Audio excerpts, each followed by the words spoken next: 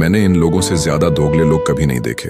एक तरफ तो ये लोग कहते हैं कि यह नववर्ष हमारा नहीं है, हिंदुओं का नववर्ष तो मार्च या अप्रैल में आता है और जो कट्टर सनातनी है वह इसी मार्च अप्रैल के महीने में नववर्ष मनाएगा। और दूसरी तरफ यही दोगले लोग 1 जनवरी को दारू और मुर्गे की पार्टी करते हैं, खुशी मनाते हैं। भले ही नए दिन के अवसर पर किसी बेजुबान जीव को मारकर मनाए, लेकिन खुशी मनाते हैं। साथ ही ये भी बोलते हैं हम तो नववर्ष हिंदू पंचांग के अनुसार ही मनाएंगे। और वहीं 1 जनवरी को पार्टी भी चलती रहती है। और जिस दिन इन दोगले हिंदुओं का नववर्ष आता है उस दिन फिर इनकी भक्ति भावना का कोई ठिकाना नहीं रहता। यह भक्ति भावना इतनी भर जाती है कि फिर छलकते हुए इंस्टाग्राम की स्टोरी और व्हाट्सएप पर बहने लगती है। और ये लोग भाव विभोर होकर सारी दुनिया में सनातन धर्म का परचम लहरा देते हैं। तो फिर मेरा एक सवाल है, आप कट्टर सनातनी हिंदुओं से जब आपके अनुसार 1 जनवरी को अंग्रेजों का नववर्ष आता है तो फिर उस दिन इतने बेजुबान जानवरों को मारकर आप कट्टर सनातनी हिंदू क्यों खाते हैं? और जब आप कहते हैं कि आपका नववर्ष मार्च अप्रैल में आता है,